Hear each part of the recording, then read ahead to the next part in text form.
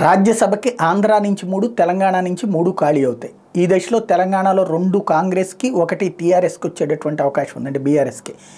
ఆంధ్రప్రదేశ్లో 3 ప్రస్తుతానికి ఉన్న లెక్కల ప్రకారం అయితే 151 సీట్లు ఉన్నాయి కాబట్టి వైసీపీకి రావాలి. కానీ వైఎస్ఆర్ కాంగ్రెస్ పార్టీలో అసంతృప్తులు, ఈ మధ్యన సీట్లు రాని వారి అసంతృప్తి, అట్లాగే కొంతమంది తెలుగుదేశం జనసేన వైపుకి వెళ్ళినటువంటి నేపథ్యంలో వాళ్ళందరినీ తీసుకుని తాము పోటీ చేయాలని తెలుగుదేశం పార్టీ భావిస్తుంది. ఏదైనా సరే 15వ తారీఖుతో తేలిపోవాలి. ఇవాళకి 8వ తారీఖు 9వ తారీఖు దగ్గరకు వచ్చేసాం.